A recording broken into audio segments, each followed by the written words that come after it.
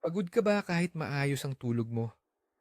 Paano kung sabihin kong ang dahilan ay isang di nakikitang kaaway na nagtatago sa iyong plato? Ngayon, magtutungo tayo sa kusina upang tuklasin ang ating top 10 na pagkain superhero na lumalaban sa pamamaga sa buong katawan. Manatili hanggang dulo dahil ang huling pagkain sa ating listahan ay hindi lang basta pagkain, kundi isang tunay na sorpresa na posibleng magpabago sa pananaw mo sa kung paano magluto ng masustansiyang pagkain. Kaya alamin muna natin, ano nga ba talaga ang pamamaga? Isipin mong nasugatan ka sa daliri. Ang pamumula, pamamaga. Iyan ang matinding pamamaga, acute inflammation. Ang katawan mo ay ginagamit ang lahat ng lakas nito para ayusin ang pinsala. Ito ay mabuti, pero may iba pang uri, ang chronic o tahimik na pamamaga. Para itong alarm na tahimik na nagriring sa loob ng buwan. Ang katawan ay patuloy na nasa estado ng pagkaalerto at ito ang unti-unting sumisira dito mula sa loob na nagreresulta sa pagkapagod at malubhang sakit. At ang pangunahing nagpapalitaw nitong alarm na ito ay madalas ang kinakain natin. Pero ang magandang balita ay ang pagkain din ang maaaring maging pangunahing bombero. Nangunguna sa ating listahan ang isang pagkain na matatawag nating tunay na bayani ng karagatan. Ito ay ang matatabang isda. Pinag-uusapan natin ang mga uri tulad ng salmon, mackerel, sardinas, herring, at dilis. Hindi lang sila masarap, literal silang lumalangoy sa benepisyo. Ang lahat ng ito ay dahil sa kanilang pangunahing sikretong armas, ang mga long-chain omega-3 fatty acids. Siguradong narinig mo na ang mga pangalang ito, EPA at DHA. Medyo pang-agham pakinggan, pero sa totoo lang, simple lang ang paliwanag.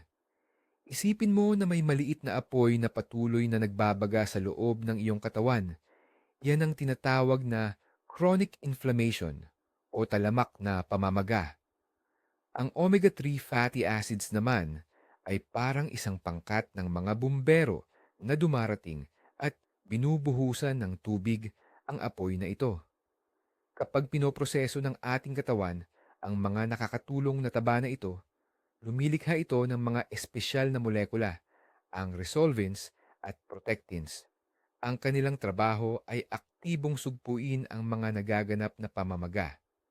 Literal nilang sinasabi sa mga selula ng immune system, huminahon na kayo na wala na ang panganib, oras na para itigil ang operasyong pagliligtas. Kinukumpirma ito ng mga pananaliksik. Sa mga taong regular na nagsasama ng matatabang isda sa kanilang pagkain, napansin ng mga siyentipiko ang mas mababang antas ng tinatawag na markers ng pamamaga sa dugo. Ito ang direktang patunay na talagang epektibo ang omega-3. Gaano karami ba ang kailangan sa himalang ito? Irerekomenda ng mga eksperto sa nutrisyon na kumain ng hindi bababa sa 2 serving ng matatabang isda kada linggo. Ang isang serving ay humigit kumulang 1 piraso na kasing laki ng iyong palad. Ang inihaw na salmon para sa hapunan o salad na may sardinas para sa tanghalian, hindi lang ito masarap, ito ay ang iyong pamumuhunan sa kalusugang malaya sa pamamaga. Pero paano kung talagang ayaw mo ng isda? Mayroon namang alternatibo sa anyo ng dekalidad na fish oil capsules. Ngunit tandaan, mas mainam pa rin ang buong isda dahil bukod sa omega-3, makukuha mo rin dito ang mataas na kalidad ng protina, bitamina at mineral. Kaya sa bawat piraso ng matabang isda na idinadagdag mo sa iyong plato, hindi ka lang kumakain.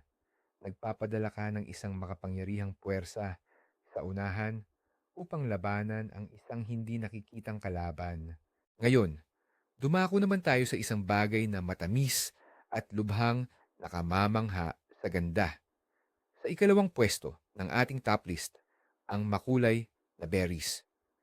Pinag-uusapan natin ang blueberries, raspberries, strawberries, blackberries.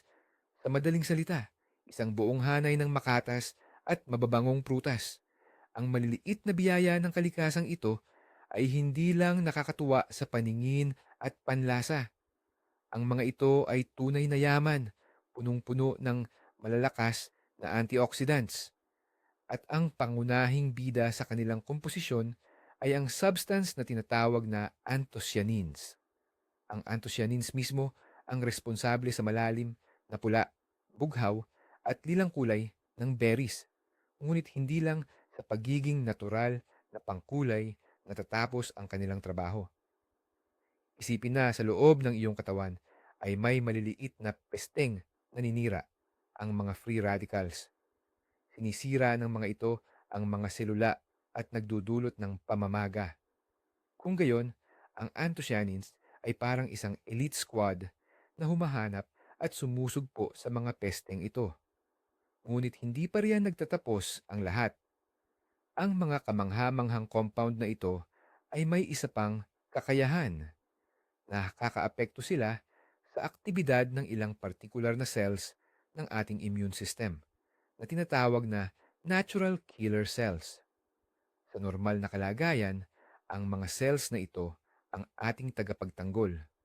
Ngunit sa matagalang pamamaga, chronic inflammation, maaaring maapektuhan ang kanilang aktibidad. Nakakatulong ang berries na mapanatili ang kanilang maayos na paggana sa malusog na balanse. Ipinakita ng mga pag-aaral na sa mga adultong regular na kumakain ng berries tulad ng strawberries, mas mababa ang antas ng mga partikular na markers ng pamamaga na konektado sa sakit sa puso. At ang pinakamasarap na balita, para makuha ang lahat ng benepisyong ito, hindi mo na kailangang maghintay ng tag-init. Ang frozen na berries ay nagpapanatili halos lahat ng kanilang anti-inflammatory properties.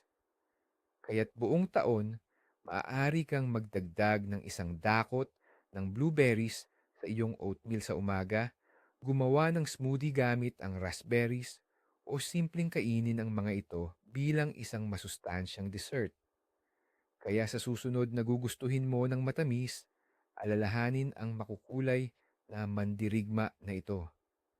Ang isang dakot ng berries ay hindi lang basta pampagana, kundi isang malakas at masarap na panlaban sa pamamaga. Ngayon, pag-usapan naman natin ang mga gulay at ang susunod nating pag-uusapan ay marahil ang pinakakinaiinisan nating gulay noong bata pa tayo. Tama, ang broccoli. May nagmamahal dito, mayroon namang kinikilabutan pa rin hanggang ngayon pag naririnig ito. Pero sadyang matibay ang katotohanan. Ang broccoli ay isang tunay na mandirigma laban sa pamamaga. Ang pangunahing sandata nito ay isang antioxidant na tinatawag na sulforaphane. Ano ba ang ginagawa nito? Ang sulforaphane ay gumagana tulad ng isang matalinong manager sa loob ng ating katawan. Hindi lang ito mismo ang lumalaban sa free radicals. Aktibo nitong pinapagana ang buong network ng mga gene at enzymes na panlaban sa ating katawan. Sa madaling salita, hindi lang nagbibigay ng antioxidants ang broccoli, pinasisigla pa nito ang katawan na gumawa ng sarili nitong antioxidants. Ito ang nagpapataas ng antas ng proteksyon sa isang ganap na bagong libel. Ipinapakita ng mga pag-aaral na nakakatulong ang sulforaphane na babaan ang antas ng mga pangunahing nagpapasimula ng pamamaga, ang mga cytokines. Para bang nilalapitan nito ang pamamaga at sinasabing, "Oh, tama na yan. Tapos na ang party. Magsiuwian na tayo." At may magandang balita para sa mga hindi gaanong mahilig sa broccoli. Ang buong pamilya nito ay may parehong katangian.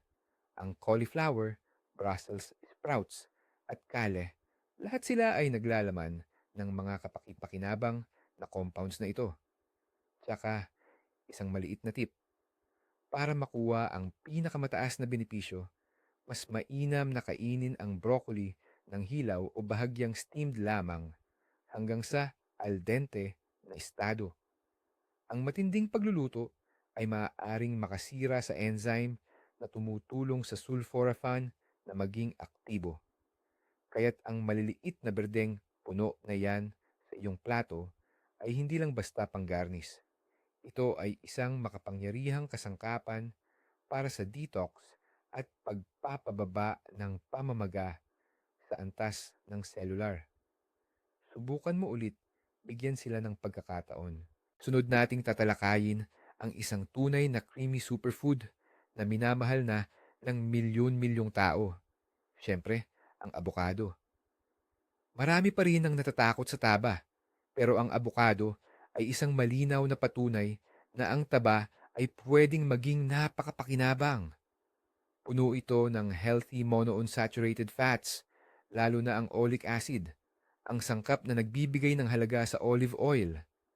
Ang mga taba na ito ay nakakatulong magpababa ng masamang kolesterol at pinakamahalaga para sa atin ngayon, binabawasan nito ang pamamaga o inflammation sa ating katawan. Pero simula pa lang yan. Mayaman din ang abokado sa potassium, magnesium at fiber na may mahalagang papel sa pagpapanatili ng kalusugan ng buong katawan. Gayunpaman, ang tunay nitong kapangyarihan ay nasa mga natatanging compounds nito. Naglalaman ang abokado ng carotenoids at tocopherols na kilala sa kanilang malakas na anti-inflammatory properties. May isa pang napaka-interesanting katotohanan. Ang mga healthy fats sa abokado ay nakakatulong sa ating katawan na mas mahusay na maabsorb ang antioxidants hindi lang mula sa abokado mismo, kundi pati na rin sa ibang gulay na kinakain mo kasama nito. Halimbawa, kung maglalagay ka ng abokado sa iyong salad na may carrots at spinach, mas marami kang makukuhang benepisyo mula sa mga gulay na iyon. Isang interesanting pag-aaral ang nagpakita na ang mga taong kumain ng abokado kasama ang kanilang hamburger ay may mas mababang antas ng markers ng pamamaga kumpara sa mga kumain ng hamburger ng walang abokado. Ipinapakita nito na ang abokado ay makakatulong na balansehin ang inflammatory effect ng mga hindi gaanong masustansyang pagkain. Kaya huwag matakot isama ito sa inyong mga salad, gumawa ng sikat na guacamole, o simpleng ipahid sa whole grain toast na may kaunting lemon juice. Ito ay hindi lang basta isang usong pagkain, kundi isang tunay na tagapagtanggol ng inyong mga cells at blood vessels laban sa inflammatory stress. At kung inumin ang pag-uusapan, dito, pumapasok ang isang tunay na eliksir ng kalusugan na nagpapainit ng katawan at nagpapakalma ng kaluluwa. Ang ikalima sa ating listahan ay ang green tea. Hindi basta-basta pinahahalagahan ang sinaunang inuming ito. Ang sikretong sandata nito ay ang mga sangkap na tinatawag na catechins. At ang pinakasikat sa kanila ay ang compound na mahirap bigkasin na epigallocatechin galate o para sa mga kaibigan, EGCG na lang. Ang sangkap na ito ay isa sa pinakamabisang antioxidants na kilala sa agham. Gumagana ito bilang tagapagbantay sa antas ng cell na pumipigil sa paggawa ng mga pro-inflammatory cytokines. Sa madaling salita, binabawasan ng EGCG ang ingay at kaguluhan sa loob ng iyong katawan na nagdudulot ng chronic inflammation. Isipin na ang iyong katawan ay isang syudad. Ang inflammation ay parang nagaganap na maliliit na sunog saan man. Ang mga catechins naman ng green tea ay parang isang mabisang bumbero na nagpapatrolya sa mga lansangan at pumapatay sa mga nagsisimulang sunog upang hindi na ito lumaki pa. Maraming pag-aaral ang nag-uugnay sa regular na pag-inom ng green tea sa pagbaba ng panganib ng maraming chronic diseases, kabilang ang sakit sa puso at ilang uri ng kanser. Ang taglay nitong antioxidant properties ay nagpoprotekta sa ating mga cells mula sa pinsalang siyang ugat ng maraming isyo sa kalusugan. Kaya naman, ang pagpalit ng isang baso ng matamis na inumin ng isang tasa ng mabangong green tea ay hindi lang simpleng pagpili ng iinumin. Ito ay isang simple at kaaya-ayang pang-araw-araw na ritual na nakakatulong na kontrolin ang inflammation mula sa loob. Ang susunod nating kakampi laban sa pamamaga ay matatagpuan sa lilim ng kagubatan at maging sa mga istante ng gulayan. Ang pinag-uusapan natin ay ang mga kabute at hindi lang yung mga karaniwang puting kabute ang tinutukoy natin kahit na may benepisyo rin sila. Ang tunay na superstar sa mundo ng panlaban sa pamamaga ay ang mga uri tulad ng shiitake, maitake, at portobello. Ang mga kabute ay kakaibang uri ng organismo at ang kanilang kemikal na komposisyon ay kakaiba rin. Mayaman sila sa mga sangkap na tinatawag na phenols at iba pang antioxidants na nagbibigay sa kanila ng matinding proteksyon. Pero ang pinakakawili-wili ay nangyayari kapag niluto mo sila. Ang bahagyang pagluluto tulad ng mabilisang paggisa o pagbibake ay hindi sumisira bagkus ay pinatitindi pa ang kanilang anti-inflammatory activity.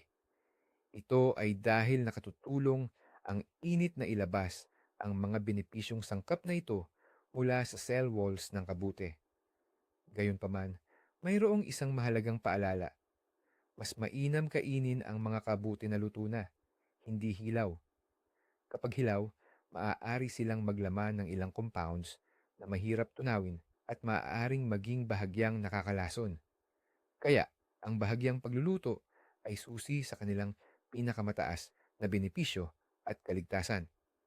Bukod pa rito, ang mga kabute ay isa sa iilang pinagmumula ng vitamin D na hindi nanggagaling sa hayop. Ang vitaminang ito ay may mahalagang papel sa pag-regulate ng immune system at sa pagkontrol ng pamamaga. Kaya naman, ang pagdaragdag ng isang serving ng mabangong kabuti sa pasta, omelette, or bilang side dish ay isang mahusay na paraan para sari-sarihin ang iyong dieta at bigyan ang katawan ng kakaibang hanay ng nutrients na aktibong lumalaban sa pamamaga. Panahon na para bigyan ng kaunting pampasigla ang ating buhay. Ang ating ikapitong kalahok ay walang iba kundi ang tunay na likidong ginto, ang makulay at mabangong reyna ng mga pampalasa, ang turmeric o luyang dilaw. Ang pampalasang ito na may matingkad na kulay kahel ay daan-daang taon nang ginagamit sa lutuing Indian at sa Ayurvedic medicine at lubos na kinukumpirma ng modernong siyensya ang taglay nitong nakapagpapagaling na katangian. Ang pangunahing sangkap na matatagpuan sa turmeric ay isang aktibong substance na tinatawag na curcumin. At dito na nagiging kapanapanabik ang lahat. Ang curcumin ay isa sa mga pinakamabisang natural na compound laban sa pamamaga, anti-inflammatory, na kilala ng tao. Napakatindi ng epekto nito na inihahambing ng mga siyentipiko ang bisa nito sa ilang gamot, ngunit nang walang masamang epekto. Paano ito gumagana? Sa molecular level, kayang harangan ng curcumin ang isang mahalagang protina na parang isang tagapag-umpisa ang siyang nagpapagalaw sa buong kadena ng pamamaga sa ating mga selula. Sa madaling sabi, hindi lang nito pinapatay ang apoy, kundi inaagaw nito ang posporo mula sa sumisindi. Ang bisa ng curcumin laban sa pamamaga ay napatunayan na sa daan-daang pag-aaral, lalo na sa mga kondisyon tulad ng arthritis. Maraming tao ang nakakaranas ng malaking pagbaba ng pananakit at paninigas ng kasukasuan pagkatapos ng regular na paggamit ng turmeric. Ngunit mayroong isang maliit na sikreto. Ang curcumin ay medyo mahirap ma-absorb ng ating katawan ng mag-isa.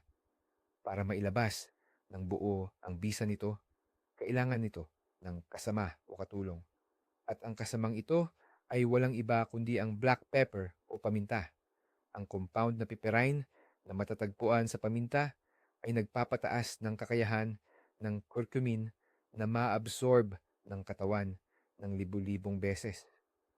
Kaya naman, magdagdag ng isang kurot ng turmeric at black pepper sa inyong curry, sabaw, gulay, o kahit sa inyong pang-umagang smoothie.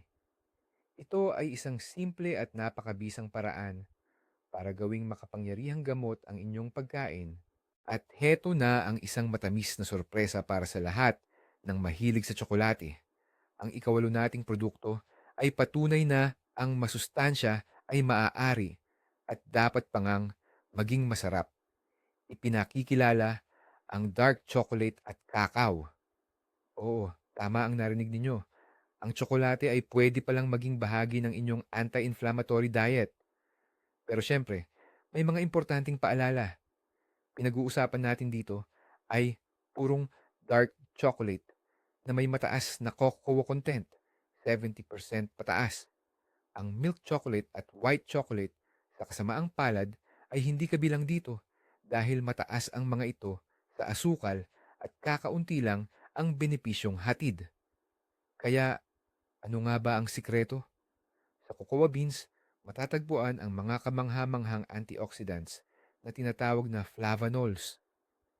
Sila ang nagbibigay sa dark chocolate ng kakaiba nitong pait. Ang mga flavanols na ito ay may matinding anti-inflammatory effect, lalo na sa mga selulang pumuprotekta sa ating mga ugat. Isipin na ang ating mga ugat, ang iyong mga daluyan ng dugo, ay parang mga kalsada. Kapag may pamamaga, nagiging matigas at hindi pantay ang mga ito na humahad lang sa maayos na pagdaloy ng dugo. Ang flavanols ay tumutulong panatilihing makinis, malambot at malusog ang mga kalsadang ito. Nakatutulong din ang mga ito na pababain ng blood pressure at mapabuti ang pangkalahatang kalusugan ng ating cardiovascular system. Ipinapakita ng mga pag-aaral na ang katamtamang pagkonsumo ng dark chocolate ay makatutulong na pababain ang level ng inflammation markers sa dugo at makabawas sa panganib ng sakit sa puso. Kaya, ang isa o dalawang piraso ng dekalidad na dark chocolate araw-araw ay hindi lang simpleng pampalipas oras. Ito ay isang maliit, ngunit napakasarap na investment para sa kalusugan ng inyong puso at mga ugat. Ang pinakaimportante lang ay tandaan ang pagiging tama lang at pumili ng tsokolate na may pinakamataas na cocoa content at pinakakaunting asukal. Tikman at maging malusog. Malapit na tayo. Narito na ang ikasyam nating kalahok, isang tunay na simbolo ng malusog na pamumuhay at tinatawag na likidong ginto ng Mediterranean. Malamang nahulaan nyo na ito ay extra virgin olive oil. Ang pagiging extra virgin ay napakahalagang detalye. Tanging ang ganitong klase ng langis ang nakapagpapanatili ng pinakamataas na antas ng nutrisyon at benepisyo nito. Ito ay dahil nakukuha ito sa pamamagitan lamang ng mechanical na pagpiga ng walang anumang kemikal o mataas na temperatura. Maihahalin tulad ito sa sariwang piga na katas pero mula sa olibo. Ang pangunahing sikreto ng olive oil ay nasa komposisyon ng fatty acids nito. Mayaman ito sa monounsaturated fats, lalo na ang oleic acid, na nabanggit na natin noong pinag-uusapan natin ang abokado. Ang mga taba na ito ay mahusay na panlaban sa masamang kolesterol at nakakabuti sa kalusugan ng mga ugat. Ngunit ang tunay na bituin na nagbibigay sa olive oil ng kakayahang lumaban sa pamamaga ay ang substance na tinatawag na oleocanthal. Ang natural na compound na ito ay may natatanging kakayahan. Sa istruktura at epekto nito, nakakagulat na kahawig ito ng ibuprofen, isang kilalang gamot laban sa pamamaga. Siyempre, hindi kasing lakas ng tableta ang oleocanthal sa olive oil, ngunit gumagana ito ng paunti-unti, kumikilos ng accumulative sa katawan at walang side effects. Malumanay, ngunit epektibo nitong pinipigilan ang aktibidad ng mga enzyme na nagdudulot ng pamamaga sa katawan. Ipinapakita ng mga pag-aaral na ang regular na pagkonsumo ng extra virgin olive oil ay nauugnay sa pagbaba ng panganib ng cardiovascular diseases, stroke, at maging ng ilang uri ng cancer. Nakakatulong din ito sa kalusugan ng bituka na direktang nakakaapekto sa ating resistensya at antas ng pamamaga. Kaya huwag magatubiling gamitin ito ng masagana sa salads, gulay, o idagdag sa iyong mga sabaw. Hindi lang ito masarap na sangkap, kundi isang makapangyarihang natural na gamot na nagpoprotekta sa iyong katawan mula sa loob. At narito na tayo sa dulo. Ang ating numero uno, ang produktong halos araw-araw nating kinakain nang hindi man lang natin nalalaman ang tagong kapangyarihan nito. At ito ay ang simpleng kamatis. Opo, tama po ang inyong narinig.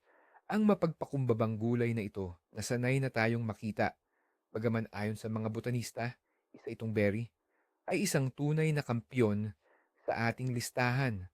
At ang sikretong sandata nito ay ang lycopene. Ang lycopene ay isang napakalakas na antioxidant mula sa grupo ng carotenoids. Ito ang nagbibigay sa kamatis ng matinding kulay pula nito.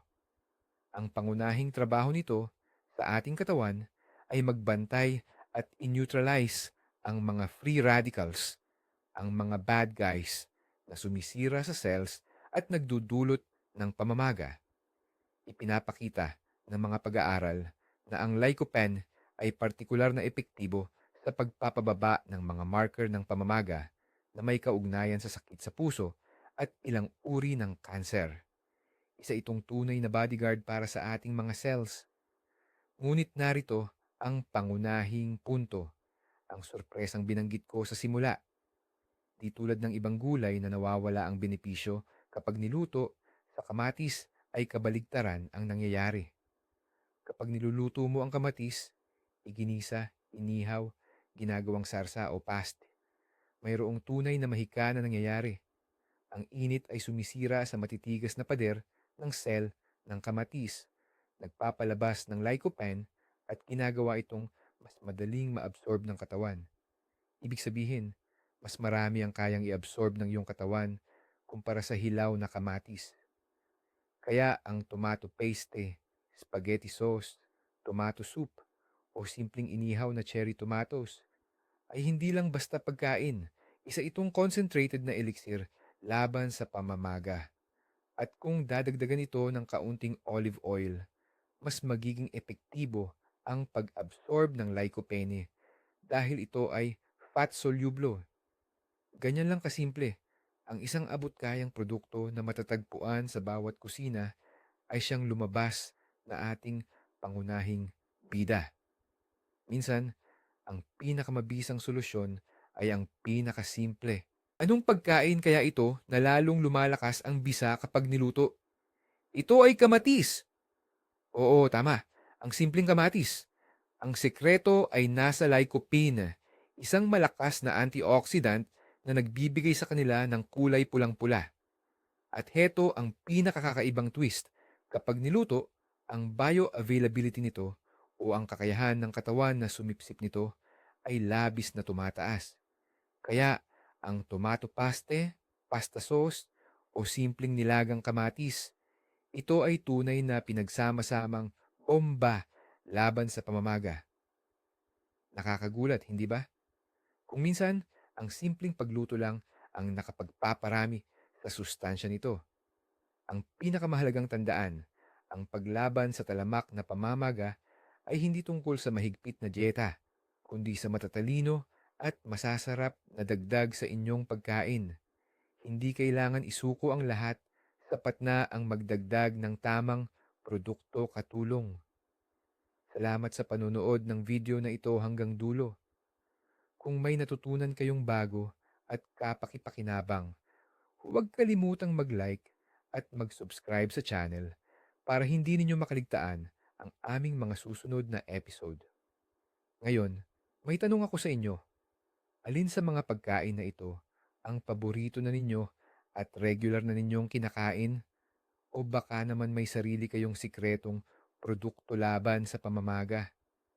Ibahagi sa comments, sama-sama nating buuin ang pinakapakinabang na listahan.